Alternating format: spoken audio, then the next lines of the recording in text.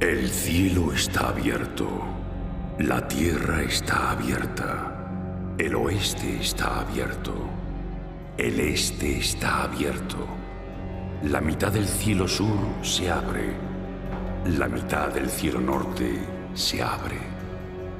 Las puertas están abiertas de par en par, las barreras tienen descorridos los cerrojos, y he aquí que Ra aparece en el horizonte.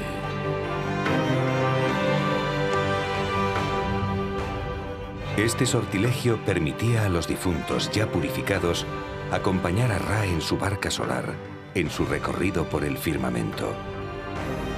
Además, procuraba la aparición del dios solar un día más. Pertenece al más popular de los textos sagrados del antiguo Egipto, el Peri Emeru, el libro para salir a la luz del día, más conocido como el Libro de los Muertos. Estos textos datan de 1500 años antes de Cristo, en el inicio del llamado Imperio Nuevo, época donde el antiguo Egipto alcanza su máximo esplendor.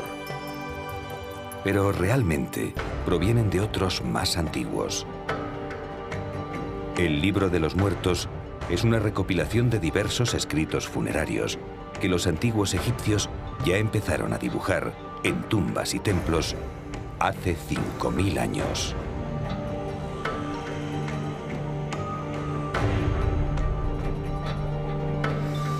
Por aquel entonces aparecen los primeros testimonios de Ra, el dios Sol.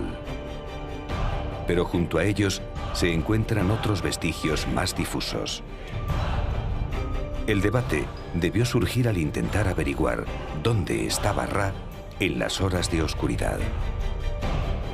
Los antiguos egipcios dedujeron que debía existir un lugar debajo del firmamento donde el sol se regenerase y así poder surgir en un nuevo amanecer. Lo definieron como el inframundo. En él vivirían los dioses y los difuntos merecedores de la vida eterna.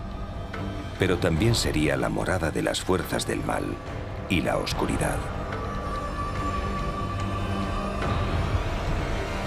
Es la eterna lucha entre el bien y el mal, entre la luz y la oscuridad, entre la vida y la muerte.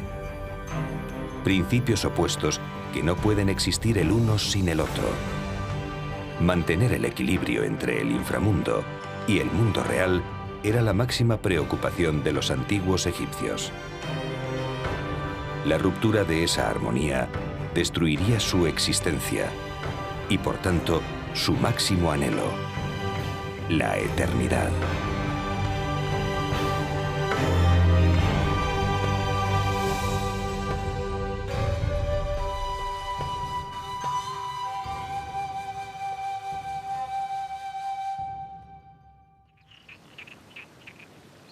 El Nilo era para los antiguos egipcios el eje central de sus vidas y un manantial inagotable de provisiones. El progreso y el bienestar que alcanzaron gracias a esta fuente de vida posibilitó la creación de una de las civilizaciones más extraordinarias que hayan existido.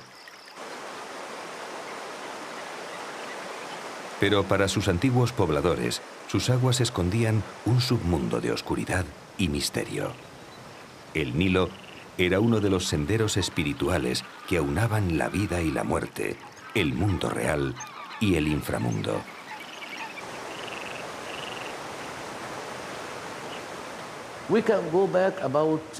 Podemos remontarnos a cerca de 20.000 años, cuando los egipcios eran muy pocos y vinieron del sur y del norte y crearon la comunidad egipcia. Y vieron cómo el Nilo manaba cada día, cada año, en un día, y que el sol se elevaba cada día al cielo.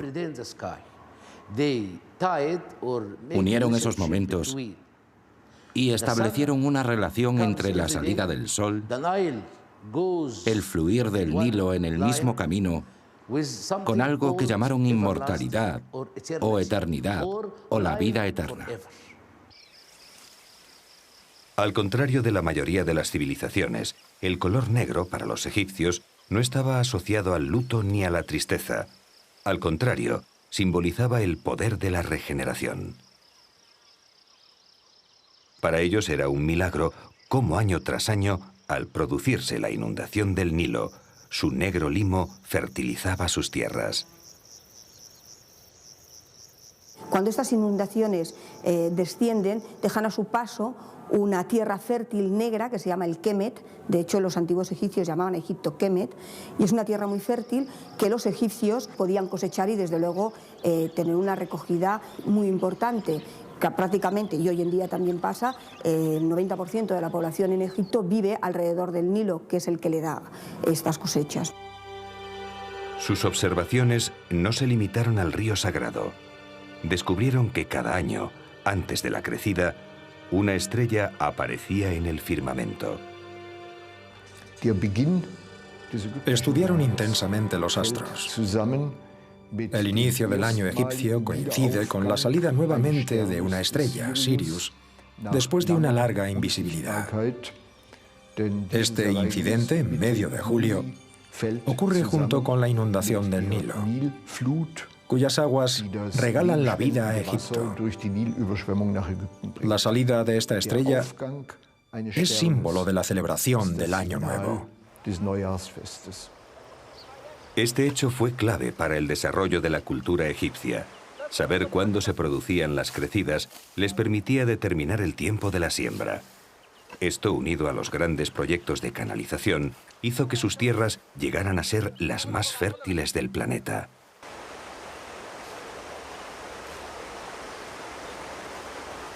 La principal aplicación de estos conocimientos fue el desarrollo del primer y más perfecto calendario que se haya realizado en la antigüedad, siendo la base del que manejamos actualmente. Para los antiguos egipcios, el día en que Sirio aparecía en el firmamento era el primer día del año. Este se dividía en 12 meses de 30 días cada uno. Para que todo cuadrase, al final del año se añadían 5 días, los días de Anubis, el dios con cabeza de chacal. El año tenía 3 estaciones de 4 meses cada una: la época de la inundación, el periodo de las labores agrícolas y el tiempo de la recolección.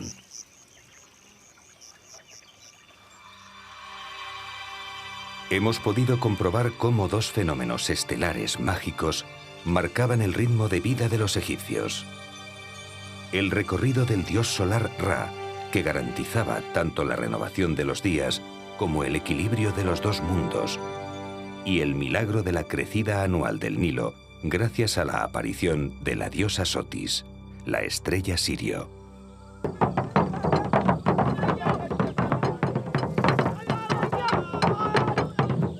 El pueblo Dogón, al sur de Mauritania, también relaciona a Sirio con sus ciclos agrícolas. Esta danza pertenece al Bulu, una ceremonia para favorecer la fertilidad de la tierra antes de las primeras lluvias. La mayoría de las civilizaciones han personificado en entes sobrenaturales los poderes de la creación y las fuerzas de la naturaleza responsables de su supervivencia. Y todas ellas han tratado de comunicarse con sus dioses o incluso transportarse al lugar donde moraban. Los sánemas o yanomamis del norte viven en una de las zonas menos exploradas de Venezuela, en la cuenca del Caura, afluente del Orinoco. Tienen una curiosa forma de viajar al mundo de los espíritus de la selva. Se trata de esnifar un potente alucinógeno llamado sacona o yopo, que obtienen de la corteza del ama ají. Con ello consiguen hallar su moresbi, la parte del alma que mora en su animal protector.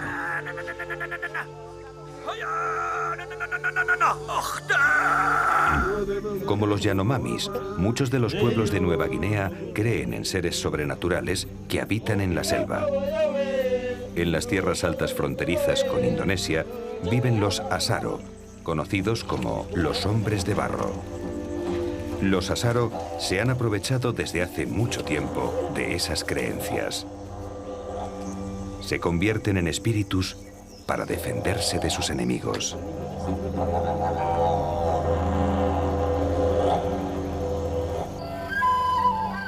En la Isla del Sol, en el lago Titicaca, el Yatiri rinde culto al Tata Inti, el dios Sol. Al amanecer, el humo del fuego sagrado se eleva en invocación a Viracocha, el dios inca que creó el mundo desde esta isla. El hombre rogaba al sol que saliese todos los días, pero también se preguntaba si él era capaz de aparecer por sí mismo.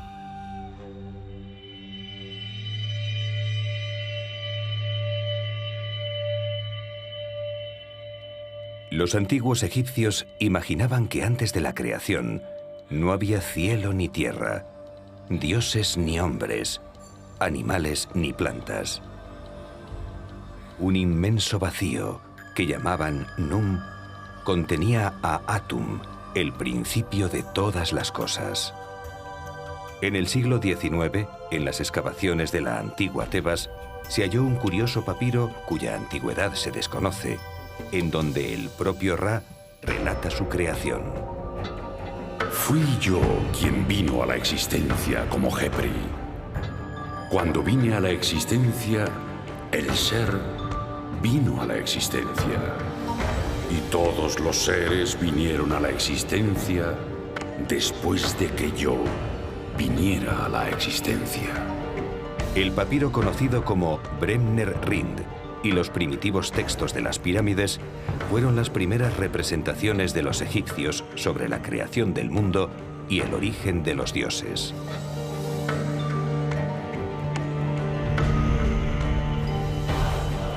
Atum tomó conciencia de sí mismo y apareció Ra, el sol. Luego nombró a Shu y se hizo el viento. Después mencionó a Tefnut y comenzó a llover. Shu y Tefnut tuvieron dos hijos, Geb, la tierra, y Nut, el cielo.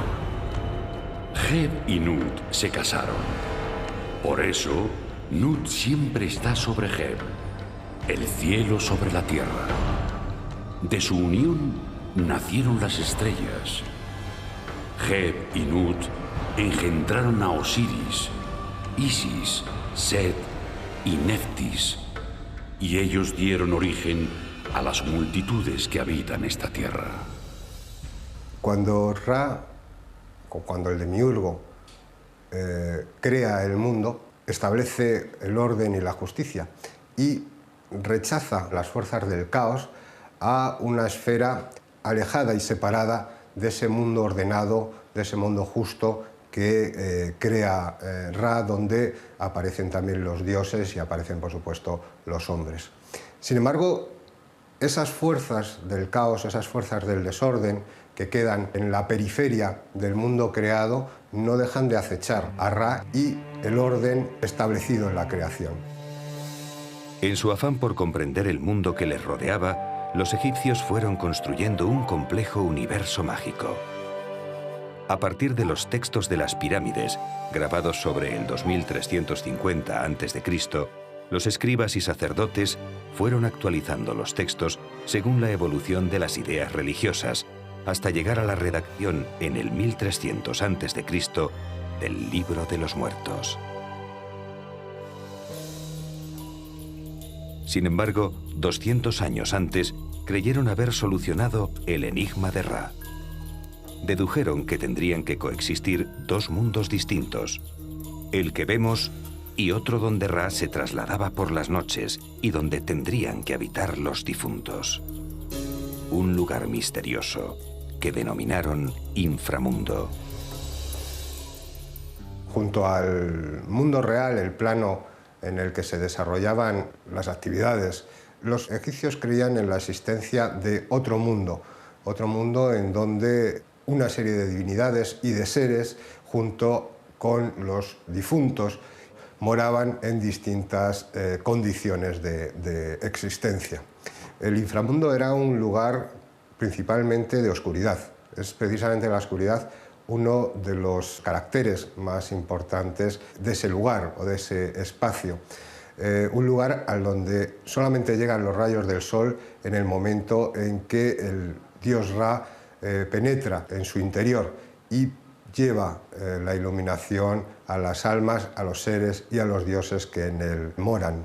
El inframundo es un lugar fértil que recuerda a las orillas del Nilo y en otras ocasiones es un lugar desértico, pedregoso, donde moran y habitan seres malignos que ponen en peligro el orden de la creación.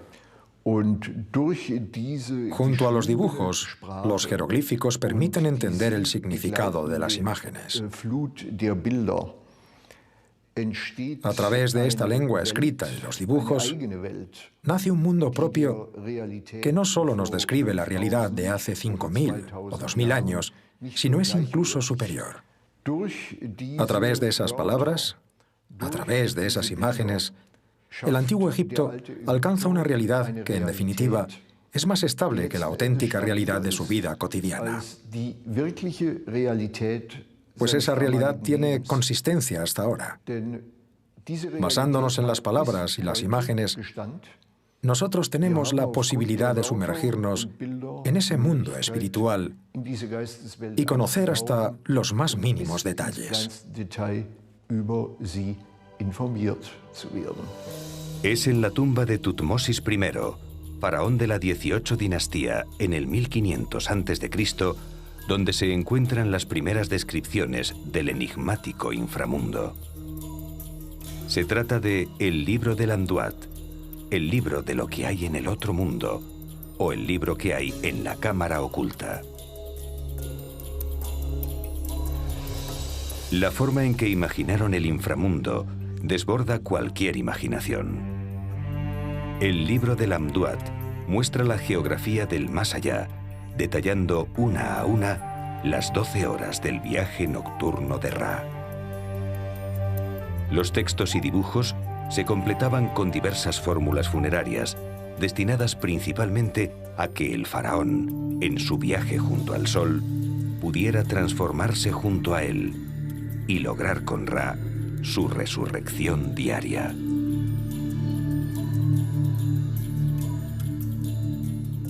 Se dan incluso dimensiones de las regiones que atraviesa el dios Sol, dimensiones exageradísimas. Por ejemplo, entre la puerta occidental por la que penetra Ra al inframundo y la región de Güermes, se hablan de 120 iterus, una medida de longitud egipcia que corresponderían a cerca de 1.200 kilómetros. Ra penetraba en el inframundo a través de la puerta occidental del horizonte. En esa primera hora todo es alegría en esa región.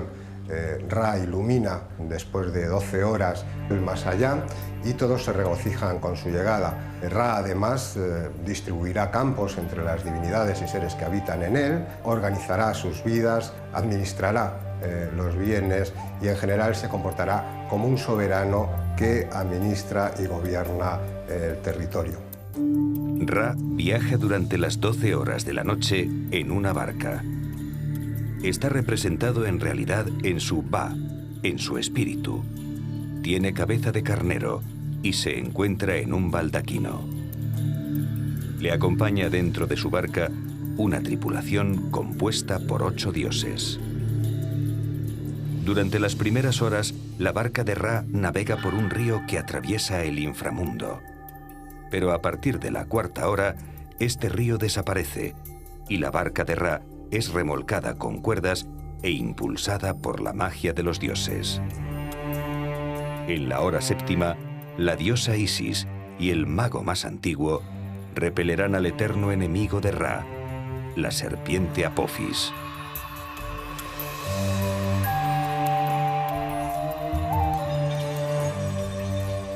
Al finalizar el recorrido, una vez completada la regeneración de Ra, el dios Sol, ya no en la forma de Ba, sino en la forma del escarabajo Kepri. Allí es recibido por Shu, el dios que divide y separa el cielo de la tierra y finalmente abandona definitivamente el mundo del más allá para ingresar por la puerta del oriente en el mundo de los vivos. Es difícil saber qué entendían los egipcios por Dios. Hasta hace poco tiempo se ha querido explicar la mitología egipcia usando nuestros conceptos religiosos y nuestra forma de pensar. Fue un error. El principal fue no diferenciar entre el lenguaje escrito a través de jeroglíficos o dibujos y el transmitido oralmente, que era el más importante. Lamentablemente, es imposible disponer de registros sonoros. Durante más de 3000 años, los egipcios fueron formulando y perfeccionando su cosmogonía, pero su obsesión sobre todas las cosas era implorar a los dioses a fin de asegurarse la eternidad, superando la muerte terrenal.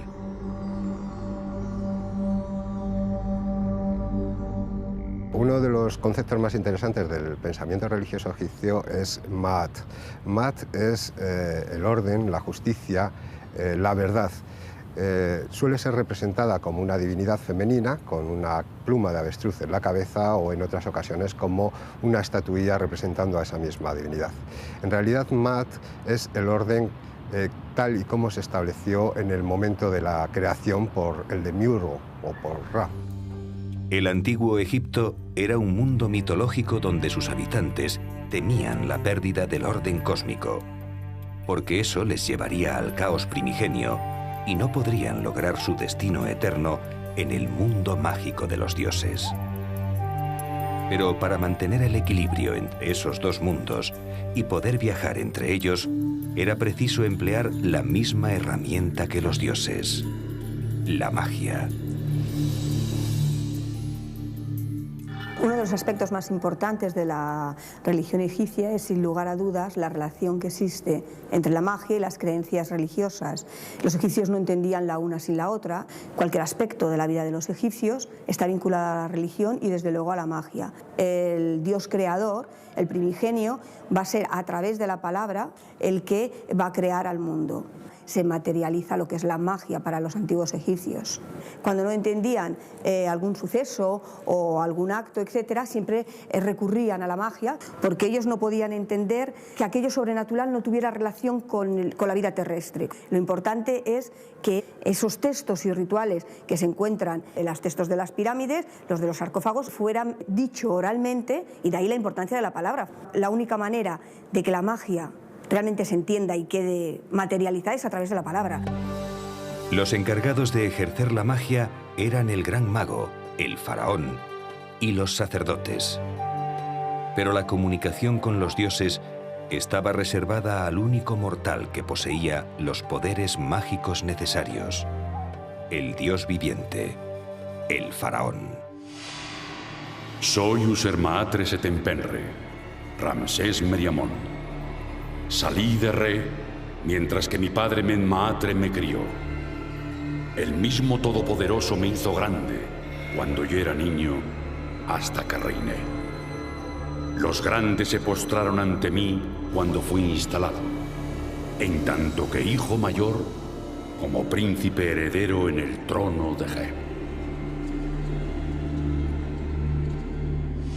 2 veces al año, y gracias a la ubicación del templo de Ramsés II, el sol ilumina el pequeño santuario. El rey es iluminado por Amón y Ra.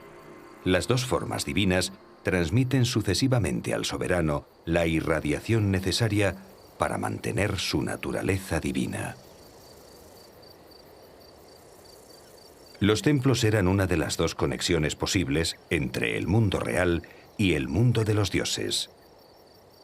La otra, evidentemente, eran las tumbas y los templos funerarios. Los rituales y las ceremonias mágicas había que realizarlas en un espacio donde pudiesen comunicarse con los dioses. Un lugar donde éstos tuviesen su otro yo material para ser agasajados y venerados. Un templo egipcio no era un lugar donde los fieles iban a comunicarse o rezar con su Dios, como ocurre en una iglesia cristiana o una mezquita musulmana. Era la morada sagrada de los dioses. El acceso al templo estaba totalmente vedado al pueblo, que solo podía acceder al primer patio.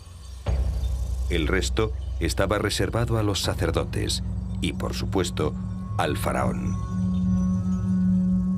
Aunque el faraón era el encargado de mantener el orden universal y el culto a los dioses, en la práctica, las ofrendas que se realizaban en los templos tenían que ser llevadas a cabo por otro tipo de personas, delegados del faraón, para que pudiera mantenerse el debido culto a las divinidades en todos los templos de Egipto.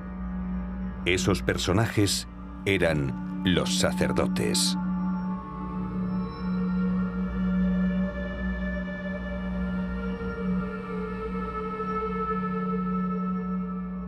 Las ceremonias más importantes, los ritos más importantes que tenían lugar en los templos egipcios se llevaban a cabo aquí, en esta capilla, en el Sancta Sanctorum de cada uno de los templos, el lugar más recóndito y secreto del edificio cultual.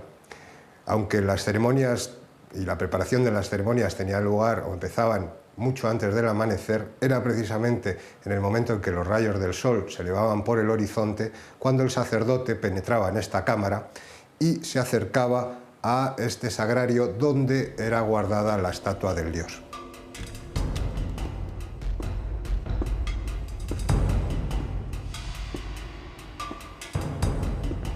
El sacerdote debía de realizar una serie de ritos ante la estatua del dios, destinados a velar por su purificación y alimentación. Todos los días se cambiaban los vestidos y los alimentos a las estatuas divinas.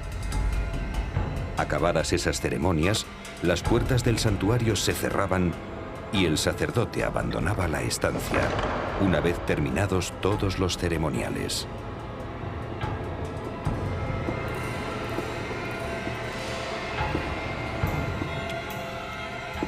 Naturalmente, las divinidades no consumían físicamente estos alimentos. Tomaban la parte inmaterial, su esencia, que era con lo que se nutrían. Estos alimentos eran retirados al finalizar el día y repartidos entre el personal del templo. Las casas terrenales de los dioses, llamadas por los antiguos egipcios Hut-Necher, debían de estar construidas y diseñadas para que se pudiera establecer la perfecta conexión con su morada divina. El faraón y los sacerdotes eran necesarios para establecer el vínculo mágico, pero necesitaban el mecanismo que canalizase sus sortilegios. Fue en la arquitectura y la astronomía donde encontraron las herramientas necesarias para ejecutar sus rituales. El templo egipcio era una puerta a otra dimensión, y su diseño así lo exigía. La altura de sus techos, el nivel de sus suelos, la forma y elementos de las columnas y sus capiteles, los juegos de luces y sombras. Ningún elemento estaba puesto al azar. Todo tenía su razón de ser.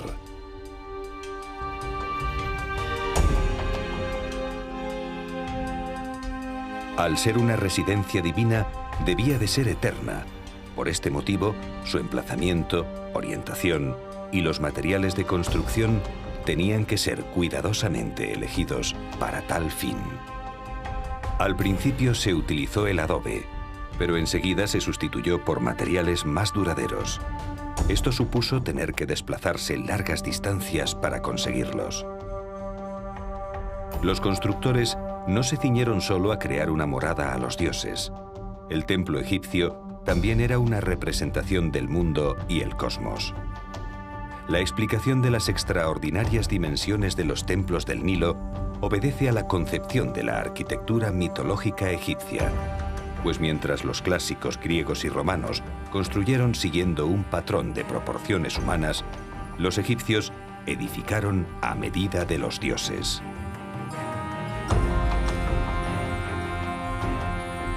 Como ya sabemos, su función principal era la adoración a los dioses en nombre del faraón para rogarles, entre otras, dos cosas fundamentales: la regeneración perpetua de Maat, el orden universal, y la puntual crecida del Nilo, que hiciese posible la fertilidad de los campos.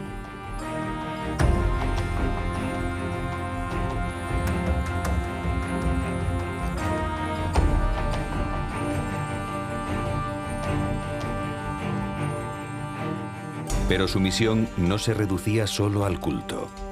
Los templos eran centros de erudición y sabiduría. En ellos se formaba e iniciaba en los conocimientos de la magia y se guardaban los escritos sagrados. La forma de vida de los egipcios dependía en gran parte de los sacerdotes. La medida del tiempo, los calendarios, las fiestas y el culto a los dioses se decidían y proyectaban dentro de los templos.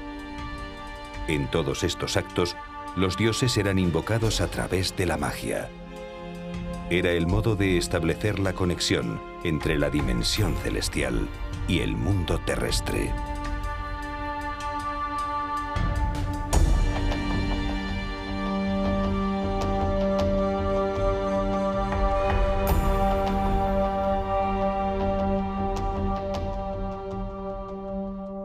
Sin embargo, el templo no era la única puerta de acceso al inframundo. Existía otra, mucho más directa y definitiva.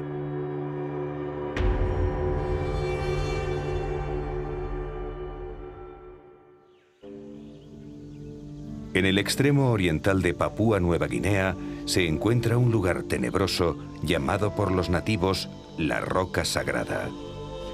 Desde lo alto, las momias de los Kukukuku velan por este pueblo de guerreros feroces.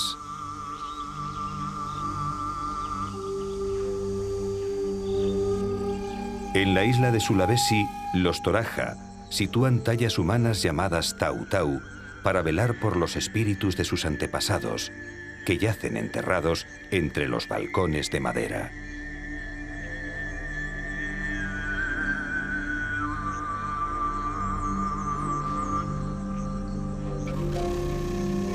El hombre no se conformó solo con lograr el beneplácito de los dioses. Sabemos a través de muchas culturas que su afán era ir más allá, intentar superar la muerte y reunirse con su creador para vivir con él eternamente. En el Perú, dos culturas emularon a los egipcios en sus fórmulas funerarias. La cultura Moche, hace 2000 años, enterraba a sus gobernantes en pirámides con infinidad de objetos y alimentos para asegurarles su existencia en la otra vida. Cientos de años más tarde, los chachapoyas, que vivían en la sorprendente fortaleza pétrea de Cuelap, momificaron a sus cadáveres. Para conservarlos, primero los vaciaban y luego los sellaban. Los enterraban envueltos en varias capas de tela que más tarde adornaban con rasgos del difunto. El propósito siempre era el mismo. Había que conservar el cadáver para que su forma inmaterial pudiese vivir en el más allá.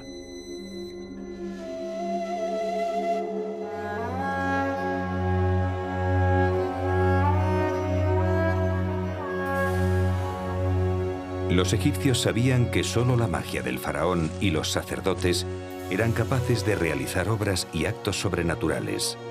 Gracias a ella se mantenía el orden universal, pero su poder también podía ayudar a los hombres a conseguir su ansiado anhelo.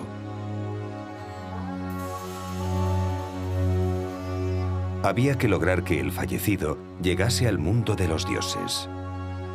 Si estos consideraban que había adquirido los suficientes merecimientos, le concederían la ansiada vida eterna. Pero antes había que prepararlos para el gran viaje. Los antiguos egipcios mostraban un gran despego de la vida terrena. La consideraban como un tránsito breve hacia la eternidad.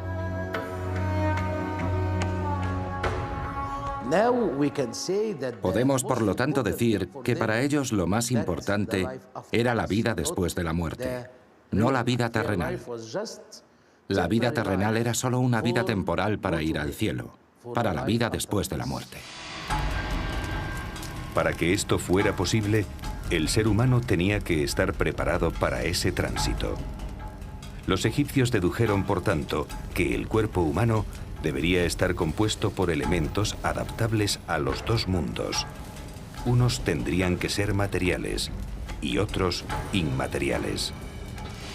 Al principio de la creación, cuando el demiurgo crea a los seres humanos, les proporciona un cuerpo con una serie de elementos primordiales para que puedan hacer frente a todas sus necesidades terrenas y espirituales.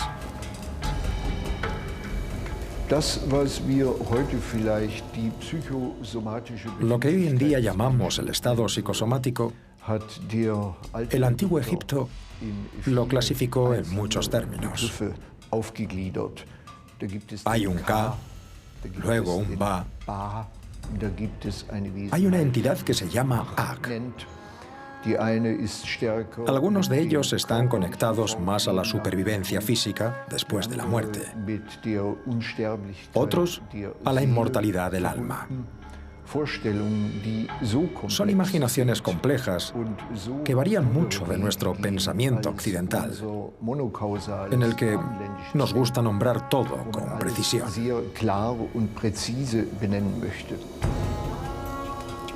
El concepto de la momificación era el mismo que el de las estatuas divinas en los templos. La estatua hacía de soporte material al dios venerado y servía de enlace entre los dos planos de existencia. Para comunicarse con él, debía de existir su otro yo material. Según ese criterio, los egipcios consideraron que para que el cuerpo espiritual asegurase su eternidad en el paraíso, era necesario que el terrenal fuese también conservado eternamente por medio de este proceso.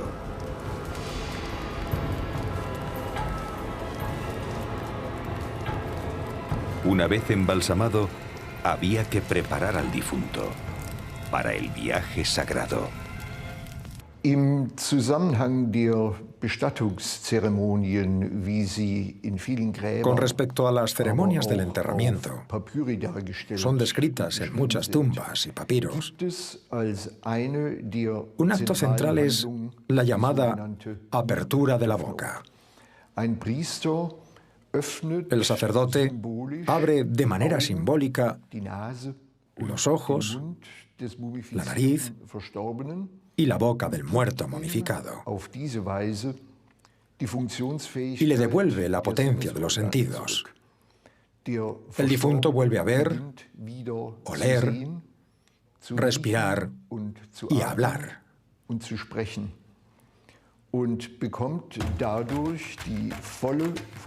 Obtiene la capacidad del funcionamiento de los sentidos fuera de la vida terrenal, ya que esta aptitud, de nuevo obtenida, funcionará toda la eternidad.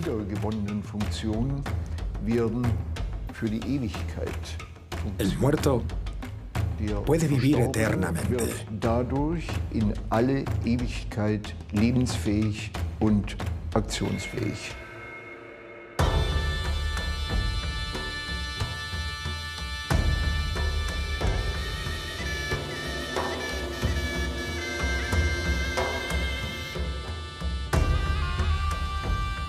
La ceremonia se llevaba a cabo primero en el patio de la tumba, donde se realizaban una serie de purificaciones rituales.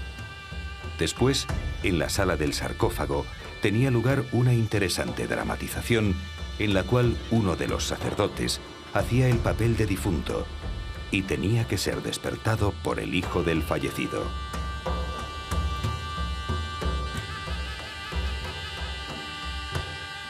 Se utilizaban unos curiosos instrumentos rituales en forma de azuela, cuchillos o bastoncillos que eran llevados a la boca, ojos, oídos y otras partes vitales del difunto para devolverle su capacidad en la otra vida.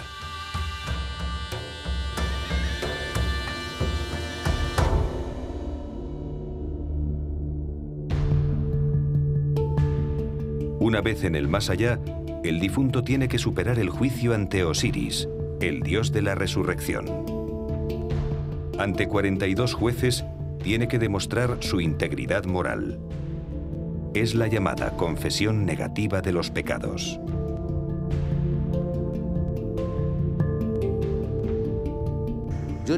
Después de la muerte, solo tenía que mostrar que había sido un hombre respetuoso frente a Osiris. Tenía que demostrar a Osiris que había sido una buena persona, que no había robado, que no era un ladrón, que era un hombre justo, que había trabajado con sus manos, que había dado de comer al hambriento. Y entonces Osiris le decía, vale, ve al cielo.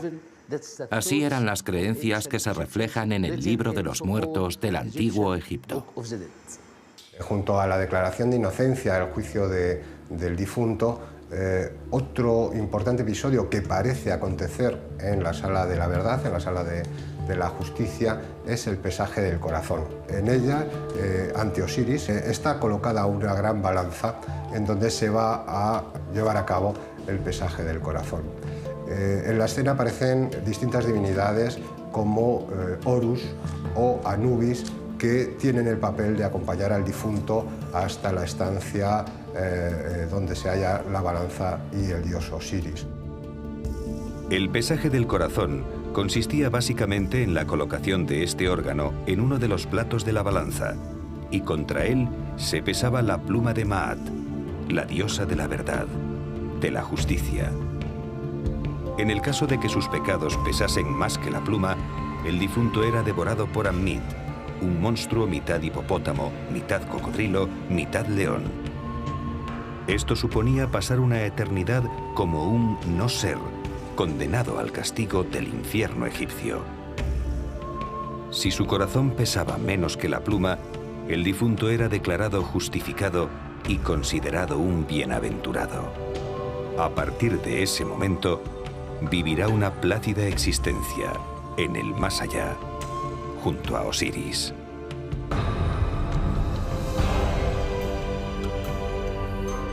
No cabe duda de que las magníficas construcciones que hoy podemos ver en el Valle del Nilo han logrado el propósito de sus creadores.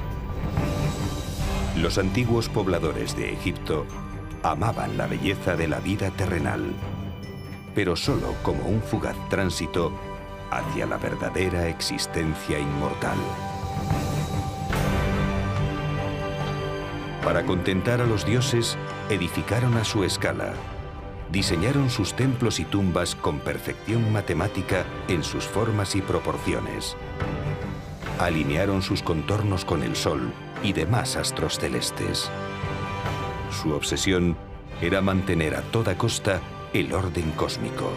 No podían permitir que todo regresase al caos primigenio.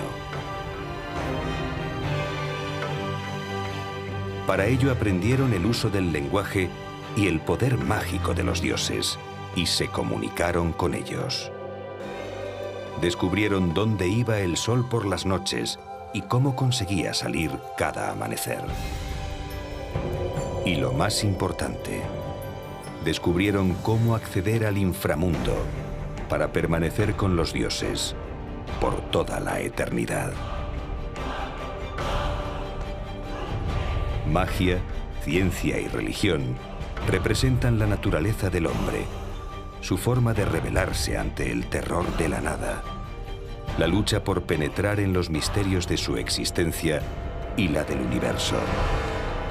Es una mezcla de extraña seducción y una inquietud aterradora que, aunque le hace sentirse consciente de su insignificancia, le permite sentirse orgulloso de su humilde condición humana.